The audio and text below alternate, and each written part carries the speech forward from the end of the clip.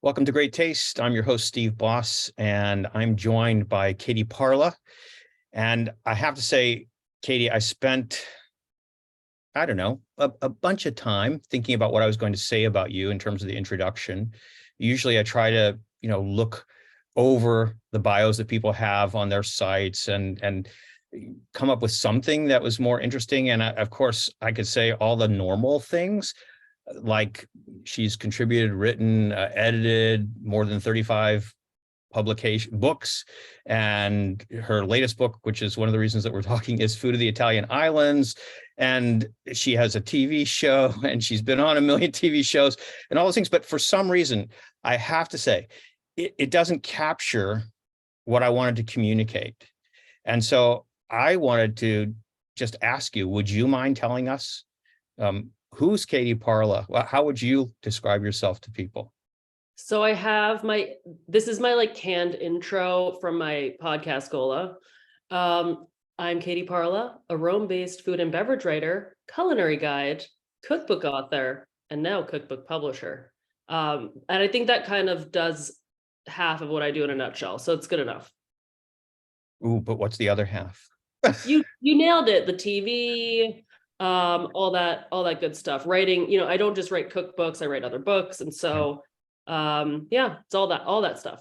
Basically, I work in the Italy space, particularly focused on food. Right. And to make sure that people have context, it's not something that you did starting 2-3 days ago, but you've lived in Italy over 20 years. Your DNA is Italian. And this last book that we're going to be speaking about, Food of the Italian Islands, you worked on for over 5 years. Is that right? Yeah, I mean, the research that I put into cookbooks sounds really extreme, but 5 years exploring the Italian islands is not that hard. So, but the process of creating a cookbook, I think, sort of surprises readers. You do a lot of research. Obviously, I wasn't on the road for 5 years, but I was thinking about the book, developing recipes, writing the recipe lists and features, and then assembling it all. And so, yeah, it's a good half decade. So a $35 cover price is a bargain. And I noticed this right off, that it says published by what's Katy. I don't have it. I could open up, but it's Katy Parla Publishing or something like that.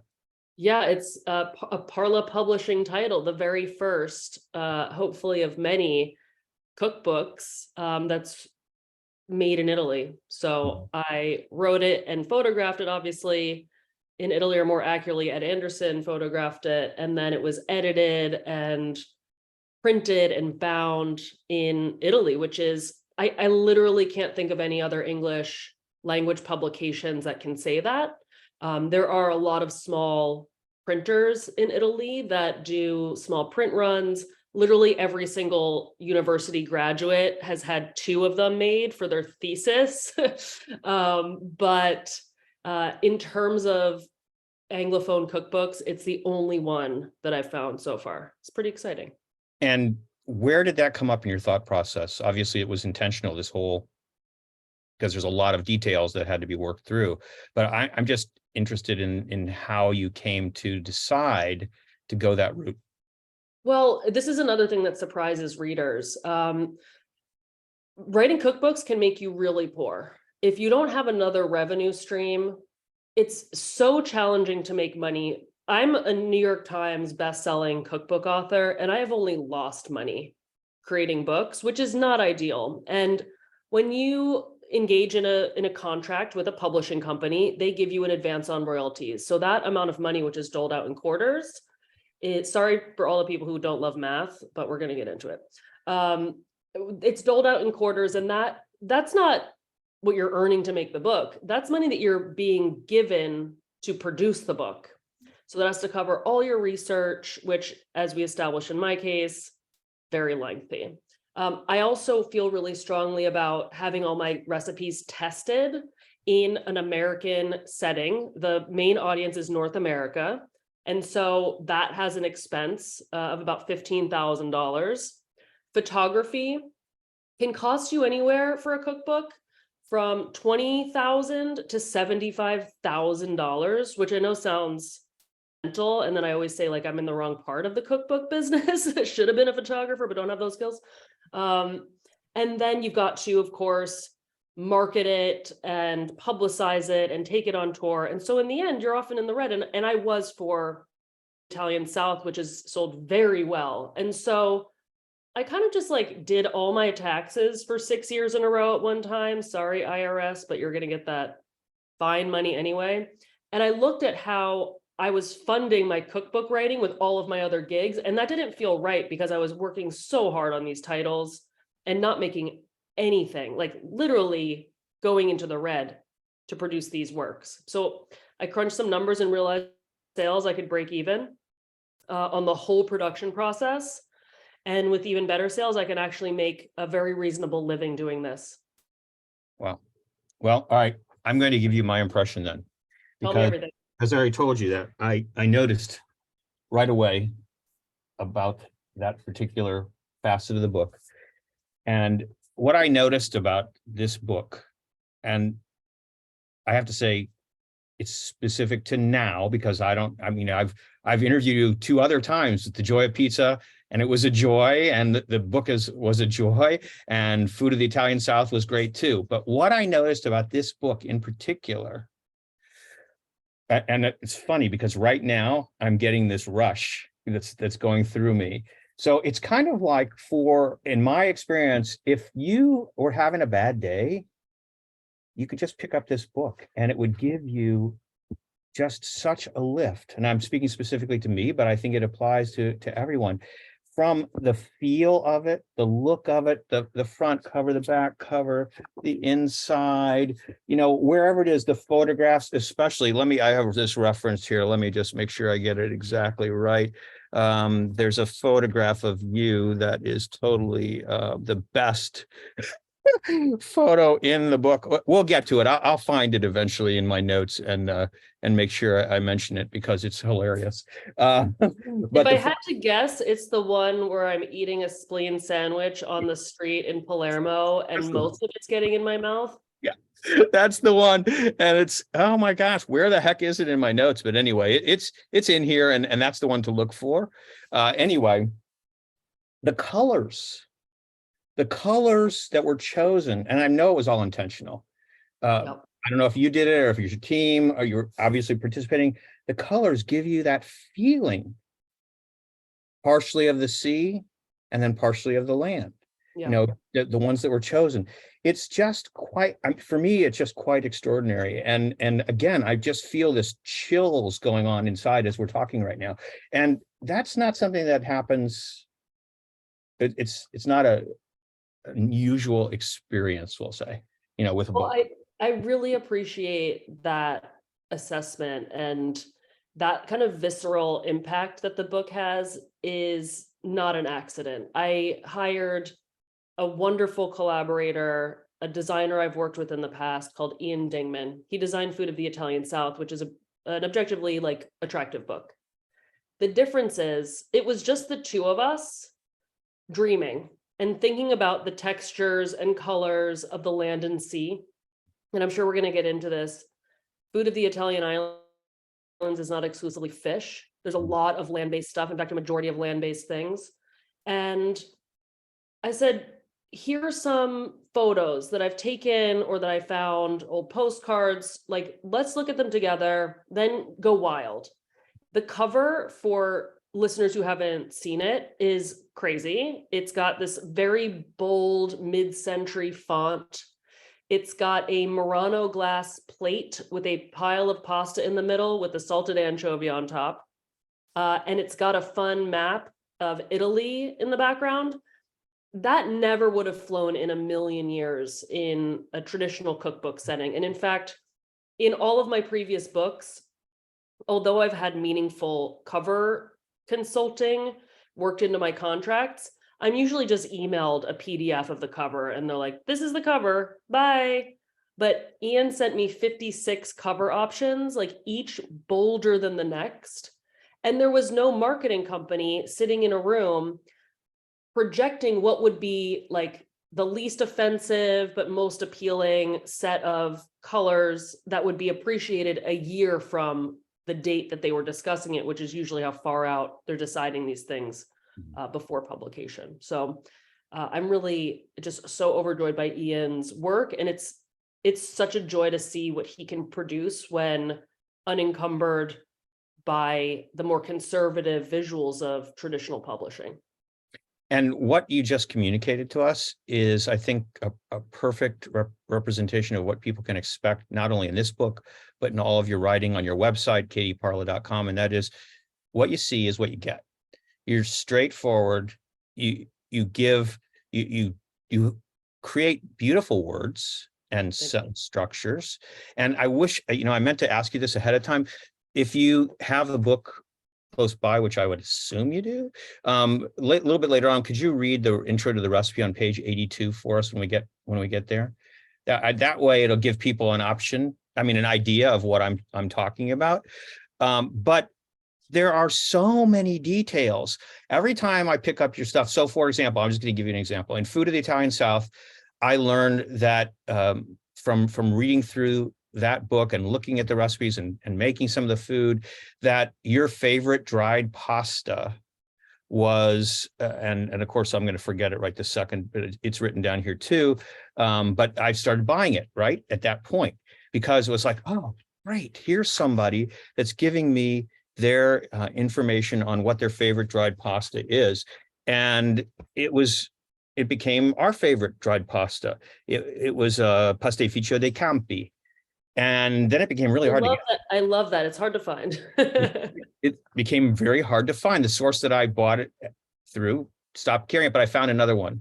So that was great. But then this time and we'll get there. We'll talk about dried pasta a little bit later. You've got like 4 different sources of four different types of dried pasta. Well, this one's good too, and that one's good too. And then this is what the consumer, the cookbook the cookbook reader, the person who wants to learn more about Italian culture, Italian food, who wants to cook in this manner, they get so much more. The package is a lot bigger. So for example, another example, mozzarella. I've tasted, this is what you said, basically. I have tasted all these mozzarellas that are available in the States, and frankly, they're wanting. And so here's what I suggest you do. And then you give instructions here, buy the curd from this particular place. So, okay. I'm in. I'm doing that. I love it. Shout out to Caputo Brothers in rural Pennsylvania. Right. So this is what's so great about this, the way that you approach everything. And it's the same. I have to say, anyone who is going to Italy, thinking about going to Italy, just go to katyparla.com. I love Rick Steves. He's great. I love Lonely Planet. I love a lot of people. There are tons of bloggers. Go to katyparla.com and start there. And you can probably end there in a sense, because it's a rabbit hole that, frankly, it's very difficult to escape from, because you start going through different things there, and then you go to other resources like Rome to Rio to find out exactly, well, how do I get from this place to that place? And it's on and on. Excuse me, I just have to express how I appreciate the giving nature that you have, and how you really put everything into what comes out. And being in this industry, that's not exactly totally typical, Yeah, I definitely feel a very large responsibility to the reader. And then perhaps an even weightier one to report on people who are doing great food. So if I was just reporting and spending my time on places where I was invited or I was attending press junkets, like that's a corrupting influence, I think. And so I have to write objectively about places that I've experienced that I think are special, that I've paid for with my own money. And that's not the norm. And I have another income stream in the form of private tours that allows me to do that. If I was just devoted to writing, then I would be in the same boat as most people, beholden to whoever is sending you to a hotel for the weekend or inviting you to a restaurant opening. All right, let's get into the book. Right. So this book's a little bit different in that you take a thematic approach, to it. Did you want to explain that? Actually, you know what? Let's go back. tell us a little bit about when you're referring to the Italian islands, what are we talking about? So the Italian islands are pretty numerous. I think it's page 12 or 14 that has the map. And I always include a map so that people know where on earth they're going to be going with the recipes. And so the Italian islands are Sardinia and all of its little islands, Sicily and all of its little islands, and there's so many, the Tuscan and Neapolitan archipelagos, the Pontine Islands, which are off the coast of Lazio, the Trapani off the coast of Puglia, and the islands of the Venetian lagoon. So a lot of people rightly think of Greece as an island nation, but Italy has two of the largest islands in the Mediterranean, and so much of the food there reflects the millennial history of these places, where for the past 3,000 years nearly, people from all over the Mediterranean and beyond have been leaving their impression architecturally and culinarily. So that's the journey you're going to go on with food at the Italian islands. Right. And the way you organize it is different than some, previously you organized, I think, with courses like antipasti and Yes. primo. And this time you did it thematically. So you have snacks, pasta, soup, stews, fish, meat, bread, vegetables, salad, sides, dessert, cocktails, liquors, wines, and travel tips. So the way it starts off, though, is great because you give some general tips. And I think I feel like some of them should be repeated right now. So this is the first one, measurements. I'm not going to lie to you. The only time I measure food is when I develop recipes for a cookbook or when I bake bread and sweets. Love that. Seasoning. When salting water for boiling pasta or for boiling vegetables, aim for the salinity of a seasoned soup. I think this is really a key one because there's so much conflicting information out there. I think the salting of pasta water is one of the more controversial aspects of preparing food in Italy. The idea that you can use a formula, X number of tablespoons per liter or whatever your volumetric measurement is, doesn't acknowledge that salts have different salinities. And I have to use like a cup of kosher salt to get the same impact from a much smaller quantity of some coarse sea salt. And I really want people to use their senses when they cook. There was a huge, like the internet broke back in 2022 when someone argued against the phrase season to taste. And I get what they're saying because it is an objective thing and they want the person writing the recipe to tell them what they should be tasting for. But like, we know what tastes too salty and not salty enough. Like, use your senses and use your common sense to make the flavors taste good. And if you want to exclude things, do it. You're the boss. It's your kitchen. Exactly. So I'm not there to dictate exactly what to do. The recipes, with the exception of the bread recipes, which are very strict, the recipes are guidelines. And speaking about getting those senses involved, when you talk about making dough, you say, I like making dough with my hands and recommend that you do so too. Yeah.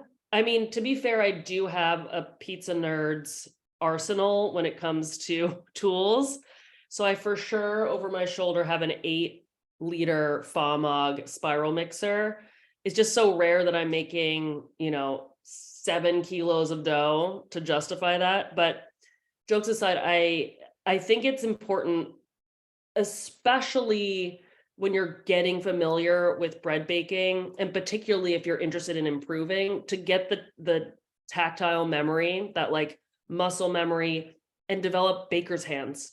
And it makes it a much more gratifying process, I think, because when you're connecting like your eyes and your other senses to the process, it reminds you just how dynamic this process is. And baking is kind of magic, even though it's also science. So yeah, I definitely, unless I'm making like 100 pizzas, I definitely mix by hand. Here's the instructor part under prep. Read the entire recipe. Tells you exactly what you should be doing. Read the entire recipe, including the head note, before you start cooking. which is advice that I never actually follow myself. I'm really bad at reading recipes and maybe I'm projecting a little bit when I write that, but there's sometimes a little prep involved, and you don't have to do this, but I always suggest salting meat the night before. This is kind of a hack from cooking meat dishes in Italy and then trying to recreate them in the US. And this is a generalization, but I find that like giving meat a salting overnight with the quality of meat that's available in the US just kind of gets you closer to the flavor that you encounter in a finished product in Italy. At least that's my experience. So, if you start the recipe and the first step is like salt overnight and you're like, I want to eat this today, then you might be disappointed. So there are many of these tips that are sprinkled throughout the book. And I alluded or mentioned just a little bit ago that I really would love for you to read the intro to the recipe on page 82 so that people can get a feel for the types of intriguing and detailed descriptions that you give that give these cultural insights too. It's not just simply, oh, here, add 3 tablespoons of flour or whatever. So I'm reading the Loraghitas headnote, right? Mhm. Okay. Loraghitas intertwined strands of pasta originated in the mountain village of Morgongiori in southwestern Sardinia. They were I'm bad at reading. They were customarily, that's a tough one for me, customarily made for All Saints' Day, the first of 2 consecutive Catholic holidays commemorating the departed. Intricate pasta and bread shapes are typically crafted and baked for such somber events, and producing them is a labor-intensive endeavor. The difficulty of the work is mitigated by the community it fosters. In the case of Loraghitas, large groups of women gather to make thousands of twisted rings, setting them aside to dry on large baskets, exchanging stories, and building friendships as they work. There are 2 main condiments for Loraghitas. The sauce a family makes reflects their economic status with its abundance or presence of meat or saffron. These days, the holidays have declined in importance as the villagers age and young residents head to the mainland for work, and Loraghitas are made year-round now, and served with a rooster ragu, one of the few examples anywhere in Italy of poultry accompanying pasta. It's true. Thank you. Thank you very much. Ragu. By the way, it was page 44 where that photo is of you that Ed Anderson took. So silly. That was one of the hottest days of the year in 2022. And I'm like, so I guess today, like the whole shot list is just hot meat sandwiches. So that's what's happening. And it was July in Palermo there are these 2 streets that intersect in the center of the old city. And they have those like arches of lights that cross in going in 2 directions. It's really stunning. And I hit up one of my favorite places for pane con meosa, which is spleen sandwich. Ed is so good at capturing people. Like I love his food photography, but he just has the perfect timing and caught me in the act. And the photos of the guy preparing this, like the lard drenched experience of it all was just incredible. He's a true genius. And the matte finish of everything is just like, it's perfect. It's absolutely perfect. It's anyway. Okay.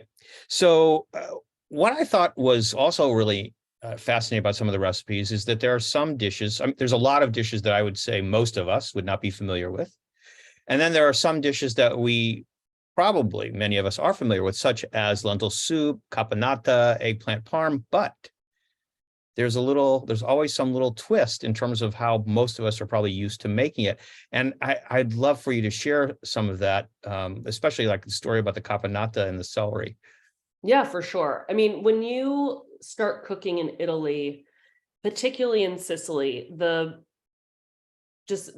infinite numbers of personal ways of preparing a single dish is shocking. I think they're like 6 million Sicilians, so that means there's 6 million caponata recipes.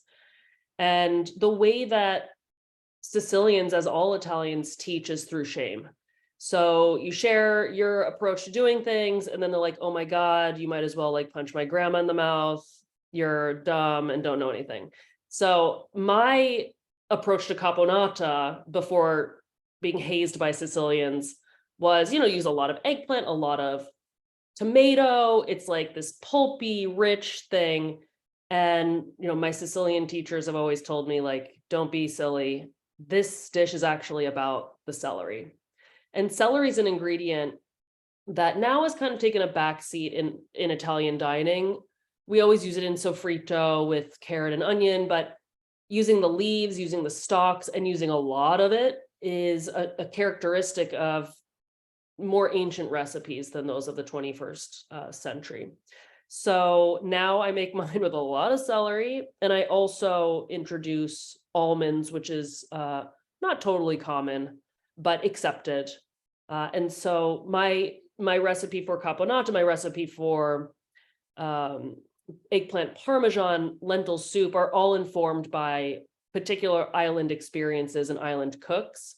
And what's kind of spectacular about the islands is, like, virtually every island has its lentil soup, which is really just a very thin broth made with lentils that have been hammered until you can't even tell what is in the soup. It's the least photogenic thing. It's impossible to photograph, but it's got so much flavor and really speaks to the impoverished recipes that people cooked. But that didn't mean that they were without flavor. You can have something that is like really, like literally watered down so that it can be stretched to feed a whole family. But that doesn't mean that the people eating it are sacrificing the experience of flavor. And I think that's really beautiful. For me, also just that enrichment that was in this particular recipe with the potato is something that, for some reason, I mean, I make lentil soup a lot. I never thought about it. And now that's the first thing I'm going to add when I make lentil soup again, is to try that, because it does sound so enriching. Yeah. So thank you for that. Yeah, the use of potatoes and this is something you also read about in the Italian South. The use of potatoes on the islands, especially the ones that are south of Rome. So the Pontine, the Neapolitan archipelago, and then Sicily. Like, there's so much influence of produce from the Americas that were introduced to Spanish territory, and all of southern Italy was under Spanish dominion until the mid 19th century. And so potatoes hit Italian shores, and people are like, oh, tight, these have a lot of calories, they provide us energy, you can cellar them for a long time. Tomatoes arrive and people are like, either it gives me a rash, or it doesn't really give me a lot of energy, or they didn't figure out how to make sauce yet. And so it wasn't really the most practical thing. And potatoes really, to a greater extent than tomatoes, have been the foundation of island and southern Italian cultures for centuries. Speaking of the cultures, many of us in the States there's certain places that are like familiar, we'll say, when we think about going to Italy. And when we think about that, and we think about islands and destinations, I think that the book has broadens your viewpoint, your understanding so much as to what's really out there. And by examining the different places in the book and the recipes, what you find is that your boundaries are broken by what maybe your expectations are. So we think of, for example, and people, it's just like when Italians come to the United States, they go to Las Vegas, Orlando, New York, whatever, right? And so people talk about— Don't forget Miami, that's key. Miami, you're right. And people talk about, one of the things they talk about when they go to Italy is Amalfi. Mm-hmm. And you have pointed out to me, but what about, these places? And you say, this is more, it hasn't been, I forgot the word you used, it was like Anglo-Americanized or something like that. Yeah, so the Amalfi Coast and then its island neighbor, Capri, are objectively beautiful, and they're important.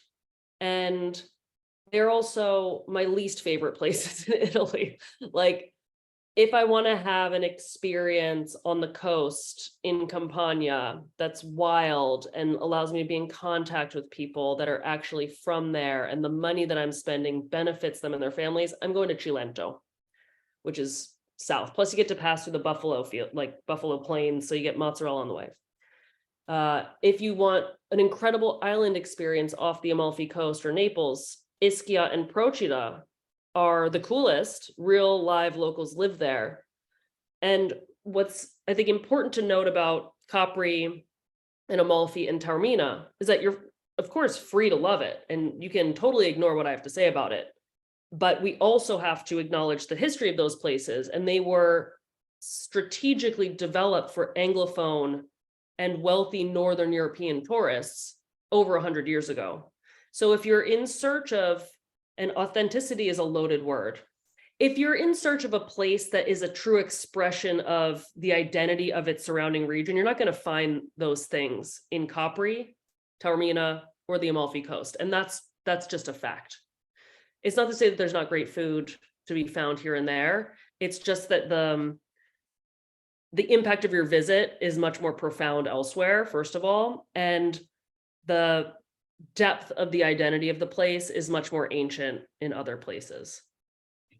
And I think for people who want to experience Italy, this type of input is critical to being able to really have some, you've got a week, you've got 2 weeks, you got 3 weeks, to have some insight into the culture that you actually spent time in. You can't really do that if you just spend your time in a place. And again, like you said, it's beautiful, right? But you can't really do that if you're just spending your time in Capri. And I get the impulse to visit the big places, right? Most people don't have the funds, don't have the time to take any risks. Totally makes sense. And at the same time, I would argue you cannot know Italy unless you've spent time in Rome and like the industrial park of Gela, like the ugliest place in Europe. So both, and everything in between. So Italy is a really vast place, in spite of only having about the area of Arizona, and has the things that we know about superficially from watching television or reading books from afar, the things that we encounter when we're in the top 5 places, and then the things that we find by accident because we're not on that grand tour itinerary. Now, am I saying spend a day in the industrial parks around Gela? No. But you got to know about them. They exist and they inform the entire southern coast of Sicily. So that's the first thing I'm going to do after we get off is look that up and see. But and I know we've moved a little bit, and I'll get back to the book in a second. But I do feel that it's a great thing to have you tell people a little bit about why you love Rome so much, because I love Rome also, and I remember the goal. If you said, well, did you ever listen to my podcast? I said, well, the one episode I remember more than any is when you were busy talking about Rome versus Florence, but I won't go into the details. Yes, I mean, there's an ongoing, like, this is a centuries-long beef between Rome and Florence, and from my very first visit to Italy, like, Rome was my spot. Florence was and continues to be wealthy and refined and all the things that people like. Rome was and continues to be gritty, flawed, edgy, graffiti clad, a bit corrupt, and all the cool things that people like too. And I think my first encounter with Italy kind of awakened my senses in a way that my first trip to Philadelphia did. I grew up between Philadelphia and New York, grew up going to New York. New York has, this big reputation, but I go to Philly and that's where I feel much more rooted and connected. And they're Philly, New York people, there are Rome and Florence people, like it just is. So what I love about Italy is not the polished part, not the PR packaged part, but the multiplicities, because the polish part is part of it, but then there is also the very real impact of labor reforms and how that affects people and their food spaces and how they can consume, and the fast food culture that develops out of this, which isn't, I'm not talking about Burger King, I'm talking about pizza by the slice and arancine and all sorts of more accessible foods that flourish in times of crisis. The drinking culture, which has radically shifted. So although my obsession with Italy kind of started with antiquity and interest in ancient Roman history, my work is now almost fully devoted to the 21st century, because we can actually see the impacts of politics, the economy, globalization, and the changes that it influences in real time. And I think that's so fascinating, and it gives people a deeper understanding of Italy that you can't necessarily get if you're just experiencing it as a visitor occasionally. As a researcher and in culinary matters, what's your feeling about the ongoing evolution of the Italian plate, in the sense that you've met all these people who are continuing to honor their traditional past with the types of foods that their grandmothers made, and yet you also say that that much of that's changing, not only because of people passing away, but also because of people moving away from the small towns. And I wonder what your thoughts are about the evolution of the culinary traditions there. Yeah, I mean, migration has been going on since pre-Roman times in Italy, and it has always changed the way that people eat. Is it unfortunate that a lot of villages in Sardinia and Sicily have been depleted because the economic development and the decisions made in Rome, the Italian capital, have favored other parts of Italy? It's tragic. And it's unrealistic to want to trap any cuisine in amber. One of the reasons that we really prize the nonna cuisine, and there's a big nonna cuisine fetish for some and interest for others, is because that type of food, which is created by a woman who was deprived from university education and prevented from entering the workforce and could express herself in very few ways, food became one of those forms of expression. So it's like deeply entangled with patriarchy, and it's very problematic in many ways. And so it's the desire to treasure a commitment to cooking and traditions and food, and that's wonderful. But I do like that women don't have to roll pasta at home every day, twice a day, because then they can have an identity beyond the kitchen. So it's really complicated, and it's a question I'm so glad you asked, and I sincerely struggle with it. And it's one of the things that kind of drives my approach to recipes, because I do not think that everyone has to dutifully reproduce the 1910 version of something. In fact, if we're devoted to that, it's gonna die. If we tweak a recipe to reflect what we have in our backyards or at our supermarkets or markets, it will live. So being just so like slavishly devoted to a single moment in a food's evolution, I think is risky. And if we want to embrace culinary purity, then what year do we pick? I mean, in the 20th century, pasta on a daily basis became part of the Italian identity. Very few Italians could afford coffee before Mussolini subsidized it. And people were, eating corn that wasn't nixtamalized, causing terrible vitamin deficiencies in the Veneto until the early 20th century. And so I'm not so keen on every element of the past. And I think to a certain extent, you have to let reality guide things. You have to let the food systems and then the people of the place guide things. And I'm simply curating a series of recipes that I think tell a story so that people can go see for themselves and make their own decisions. And waves of, as you mentioned earlier, waves of of immigration have changed the story and it's continuing to change the story of not only the mainland, but all these islands, and the vast number of cultures that have been involved in controlling those spaces throughout the centuries. And so just to pick something that's, the understanding, we'll say, that pesto is pesto alla genovese. That's like so limiting. And you have many recipes for pesto in the book, for example, that are not pesto alla genovese, that Yeah, are there's actually informed by other, zero. There's right? zero Genovese recipes, but there are 7 pesto recipes.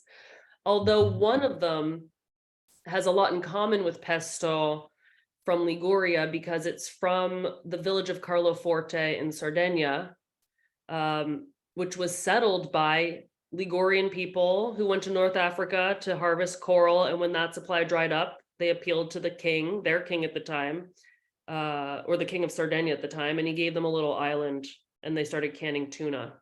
And so the pesto there is served with tuna and is green and has a lot of the elements you would recognize from Liguria. And no recipe has earned more like hate mail than every pesto recipe that I've published, because people are like, you are very stupid, very dumb person, because pesto is XYZ and it's from Genova. And I'm like, no, it's actually this manifestation in Pantelleria and this one in Trapani and this one in Carloforte. And this one's kind of a modern pistachio one that's not rooted in any specific place, but it evokes Mount Etna. And so I think, we're kind of speaking about previously gastronomic purity and people's conceptions, and there are so many, there's so much like semantic confusion. When I'm in Naples, if you're sitting down and eating a personal pizza, it's very clear that's pizza. But if I'm at a bakery and I say like, I'd like the pizza, they'd be like, well, you want the sweet pizza? You want the herb-filled quiche pizza? Do you want the large ham pizza?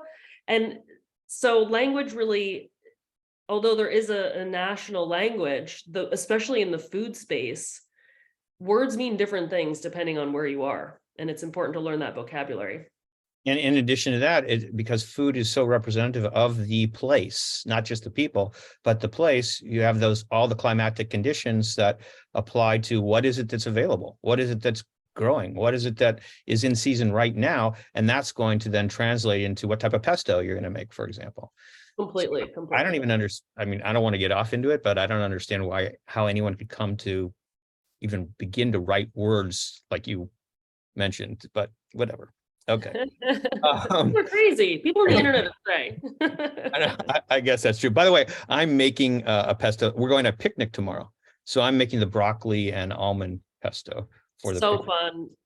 It tastes better in Tupperware than on a plate, I'm telling you. I'll make sure to put it in something like that then. So let's talk about a few of the other things in the book, because there are features in the book that are go into even more depth than the story behind that particular recipe that you read us, which was fascinating. So when you talk about different ingredients, people can get a real sense of what does that mean? I mean, the story behind them. So I thought maybe we could focus on just a few things, like, for example, the salt pans of Trapani. That's something that many people might have heard about, and yet the description of it is quite staggering, actually, what you encounter. Yeah, I think the part of the pleasure of writing a cookbook is filling in the spaces in the chapters with information that enriches the reader's experience. So when you visit Sicily, and anyone who's thinking about visiting, just know it's gigantic. And if you want to do like quote unquote all of it, that's going to take you at least 3 weeks. I'm partial Palermo. I always say like start in Palermo, do the west, hit Trapani, and you can drive to the salt flats. It's like shocking that you could just get so close to these like almost prehistoric salt pans where the water comes in from the sea and then is kind of channeled into pools of varying depths, evaporating the water and leaving the salt behind. And it's piled in these beautiful pyramids and ultimately packaged and shipped out. But it's a really like magical place. And if there weren't, a few other cars in the parking lot, you might think that you were there when Carthage settled there in the 7th or 8th century BC or so. It really has this very primitive feel, and in certain seasons you have the migration of the flamingos that creates an even more like whimsical, magical sensation. If we move to another island, Sardinia, I loved the feature about the knives.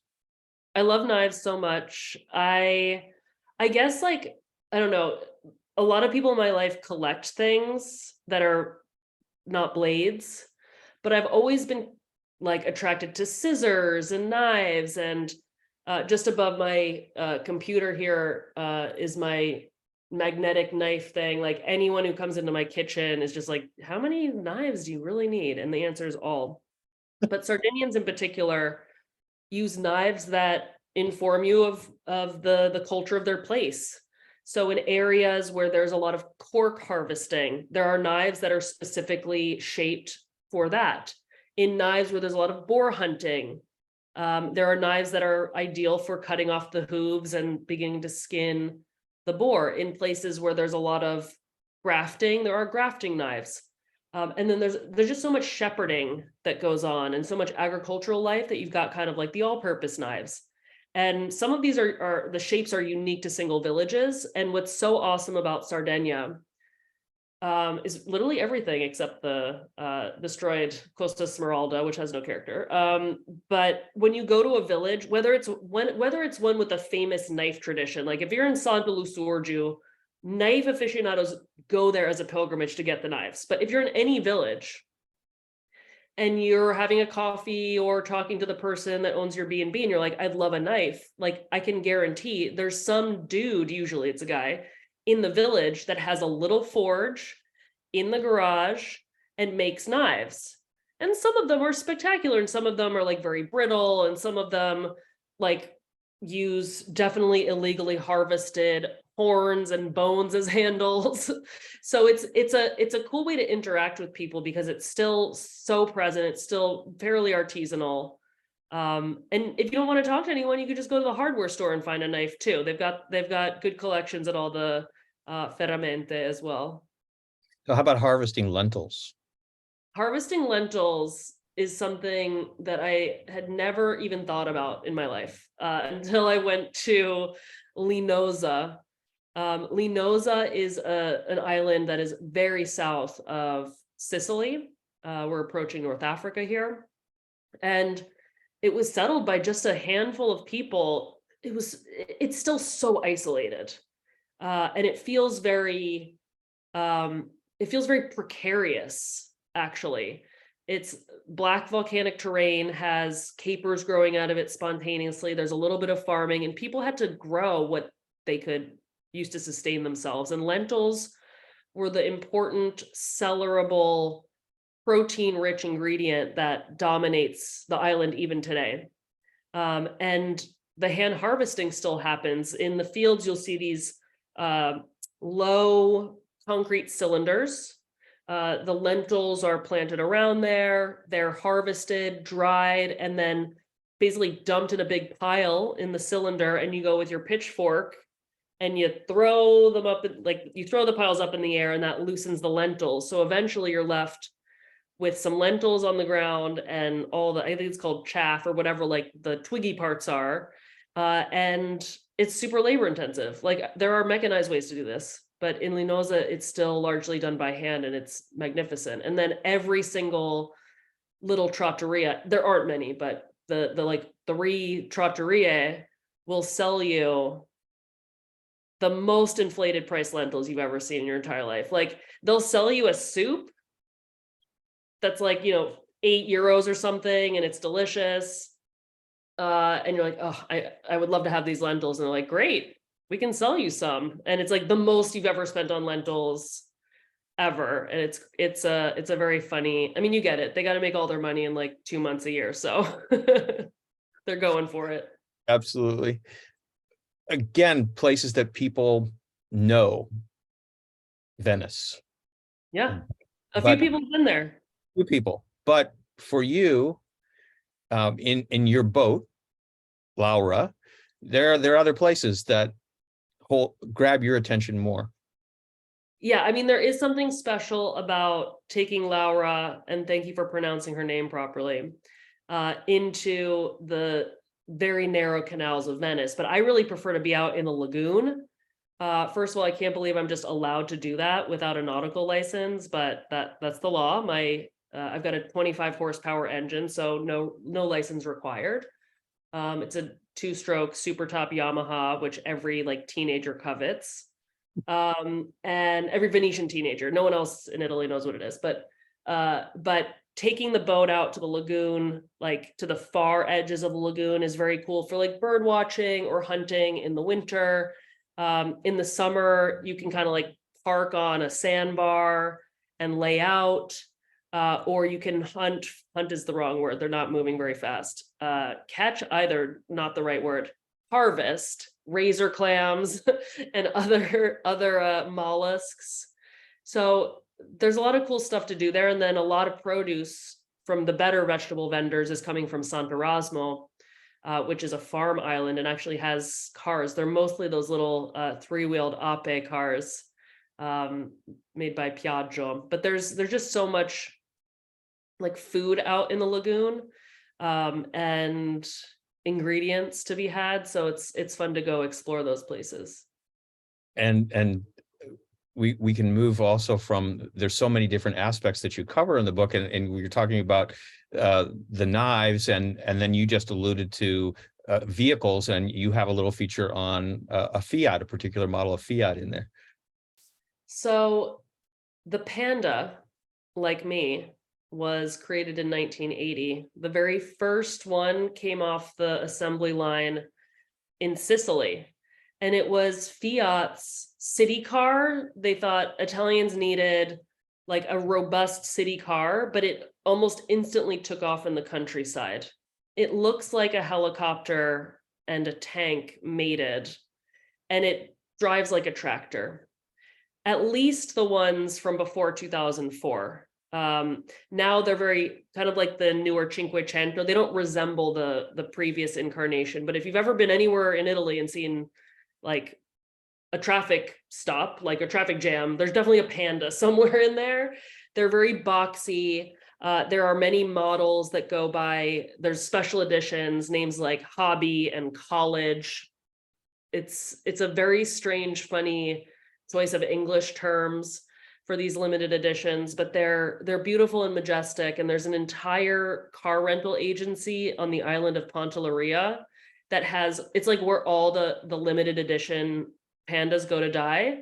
And you can rent them and just drive around in like the 1990 World Cup series, which is so strange that they made it in the first place, much less like the 4 that they have.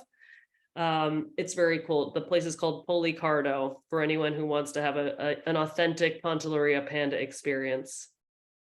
So basically, I think what people, I hope, are getting out of this chat that we're having, if nothing else, is that when they read or when they purchase a cookbook from you, they're going to get a lot more. So that $35 is going to go a long way in terms Exactly. of what's going to happen, all the layers that come out of it. And speaking of that, al dente as a digestive strategy, never heard of that before. So pasta cooking in Italy creates controversy even between regions. Like if I serve pasta, which I consider al dente, to my Venetian friends, they want to put it back in the pot for 2 more minutes. So there's not universal agreement on what is al dente. But for me, it's pasta that still has a little bit of bite. There's even like maybe a little bit of visible white. It's not quite crunchy or crispy, but it's not fully rehydrated. Certainly shouldn't be flimsy or soft.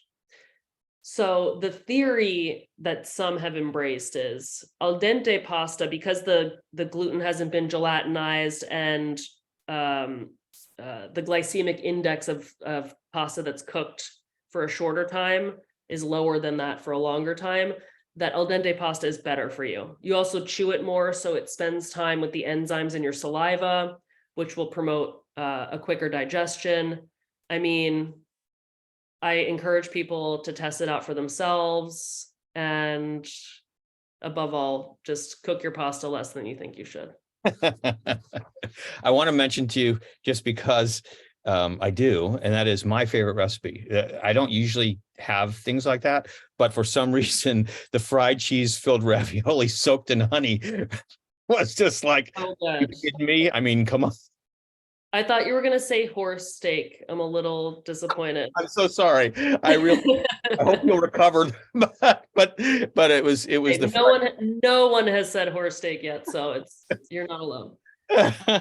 okay. You're talking about a dessert called seada or cebada, or in classic Sardinian style, there are 95 different dialect variations.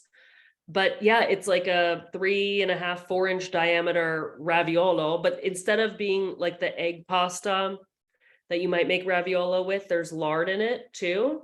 So it's very supple, it's very tender, and then you fill it with cheese that you've melted together with zest to make a cheese disc. You make it into a big raviolo, and then you fry it and put honey on it, and it is one of the best freaking things in the world. I think, unfortunately, time just goes so fast. But we have to. I really, really want you to talk about. Is it Rosoli? Is that how you? Rosoli, sì, Rosoli. sì. It's the select your own journey, your new business. Would you? Exactly. Well, choose your own adventure, my copy editor flagged, is a registered trademark. So to avoid a potential litigation, I call it my select your own journey. Rosoli, I mean, in a nutshell, they are grain alcohol or they're aromatics that have been macerated in grain alcohol and then diluted and sweetened with syrup. And you can really freestyle this. If you want, you can even follow the recipes to make amaro. If you like fennel or arugula or cloves or whatever your desire is for a single flavor profile, I have some guidelines in the book of the proportion that you would use. But in here we go to the supermarket and you can buy what is it, 190 proof. They call it alcol puro, which means pure alcohol, but it's not quite pure. You can do the same in the United States. There is a famous brand called Everclear that can hook you up. And the dilution in the recipe helps you figure out how much sugar water you want to add, how strong it will be as a result. And they're still made in convents and monasteries, and they used to be often used as gifts, either gifts that you would bring to a wedding or gifts that would be given to the guests at a wedding. So it's a long-standing Sicilian tradition that you can recreate at your home. Thank you so much for taking the time to chat. Food of the Italian Islands is Katy Parla's latest book. You can find her at katyparla.com, and on Instagram, what's the handle there? I'm at Katy Parla. That's pretty simple, right? And all I can say is, again, thank you so very much. You've been listening to Watching Perhaps Great Taste, 60 minutes of deliciousness. I'm your host, Steve Boss.